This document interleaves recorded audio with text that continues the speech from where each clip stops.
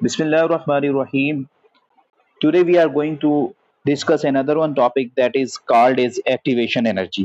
और activation energy को basically free energy भी कहा जाता है।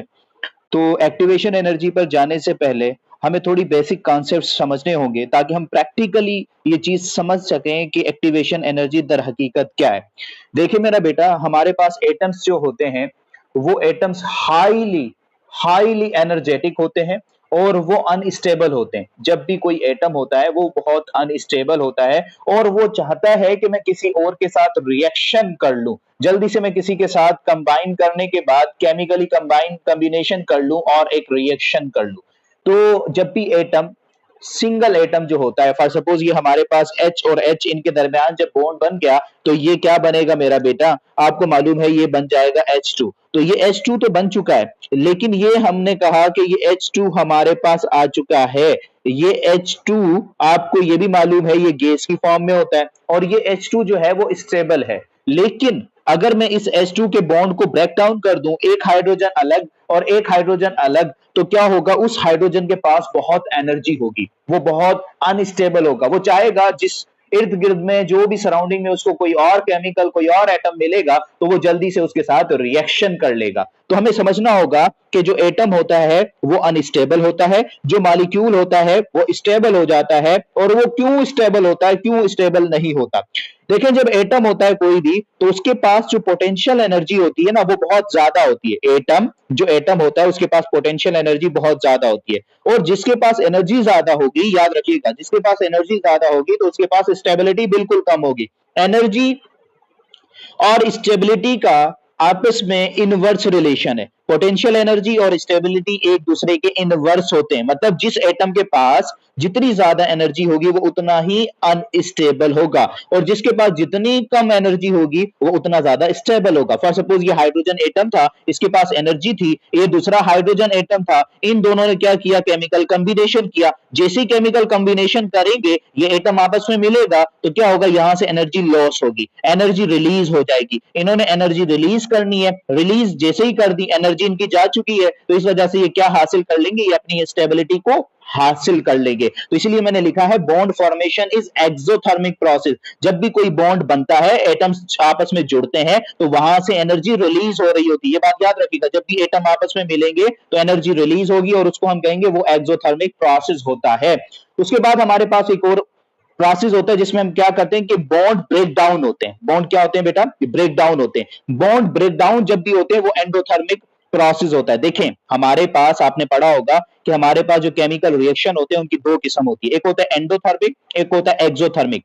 अब एक्सोथर्मिक एक पूरा कंप्लीट हम रिएक्शन देखेंगे कि एक्सोथर्मिक में क्या होगा, कि एक्सोथर्मिक में जो हमारे पास रिएक्टेंट है वो क्या करेंगे, कुछ एनर्जी रिलीज करेंगे, उसके बाद वो किस में कन्वर्ट हो जाएंगे, प्रोडक्ट में। एंडोथर्मिक में क्या होगा, रिएक्टेंट एनर्जी को हासिल करेंगे और फिर उसके बाद वो प्रोडक्ट में कन्वर्ट हो जाएंगे। लेकिन हम सिर्फ बॉन्ड के बनने और बॉन्ड के टूटने की बात कर रहे हैं। ये देखें, मेरी बात सुनिएगा, बॉन्ड फॉर्मेशन चाहे एक्सोथर्मिक प्रोसेस में हो चाहे एंडोथर्मिक प्रोसेस में हो, दोनों में क्या होगा, बॉन्ड फॉर्मेशन करने के लिए हमें क्या करना होगा, उसमें से कुछ एनर्जी निकालनी पड़ेगी। और बॉन्ड को ब्रेक डाउन करने के लिए, चाहे एक्सोथर्मिक हो चाहे एंडोथर्मिक हो, बॉन्ड को तोड़ने के लिए कुछ ना कुछ एनर्जी चाहिए होती है। और वो एनर्जी जब एटम आपस में लेंगे तो इनका ये जो आपस में बॉन्ड है ये ब्रेक डाउन हो जाएगा।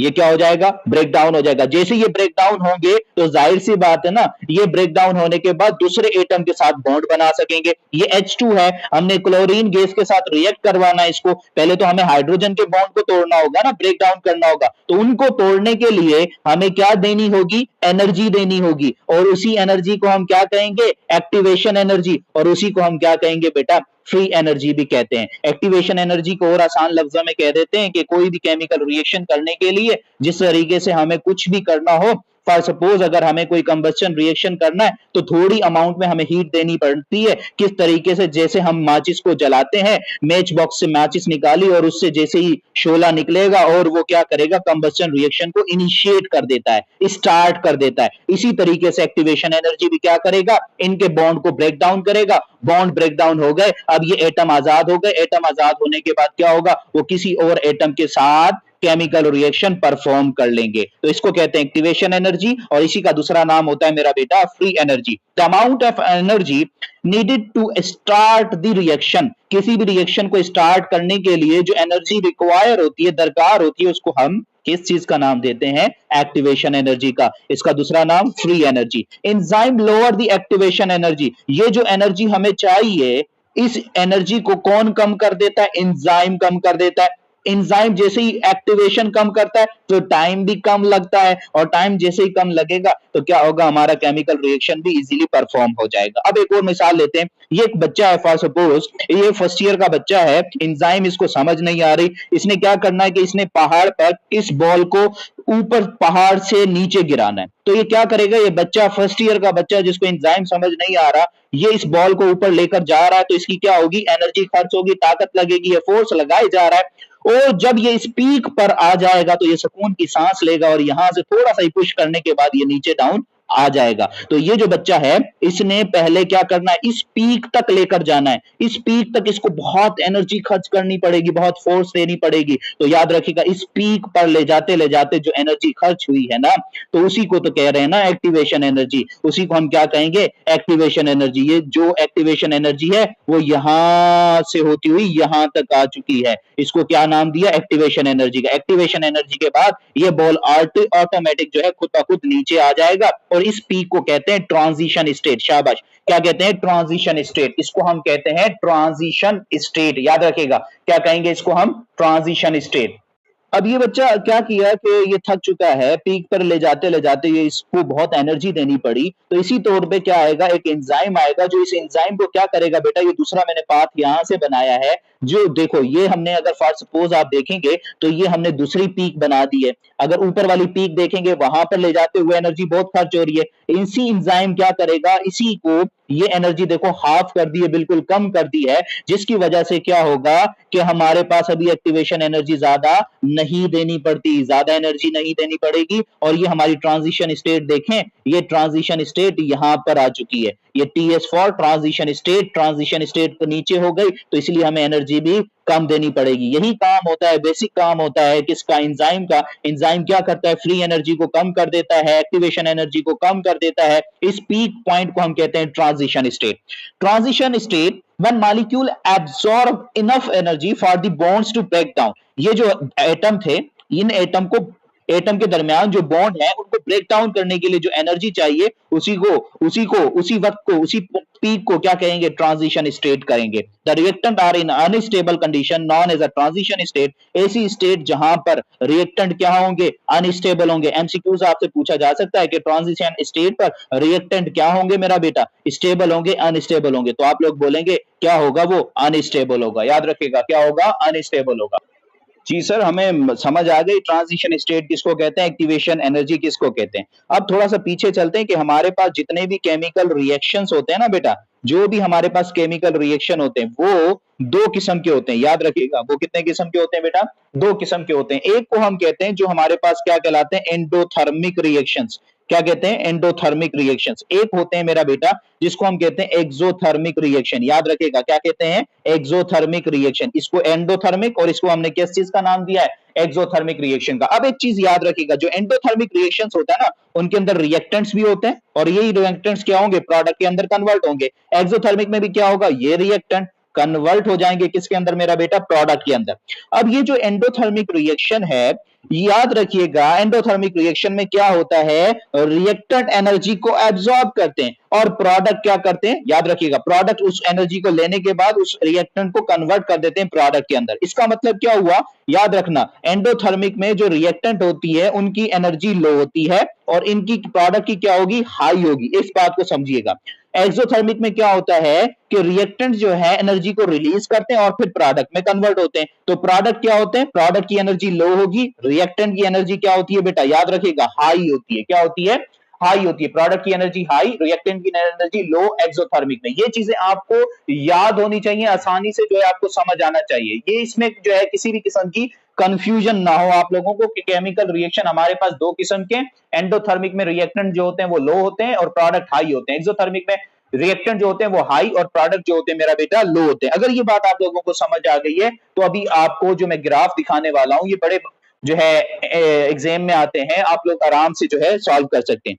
देखें, ये मैंने एक ग्राफ बनाया है, ये एक हमारे पास सेकंड है। आप लोग बताएंगे कि ये दोनों ग्राफ कौन से हैं, अगर आपको ये कॉन्सेप्ट समझ आ गया होगा।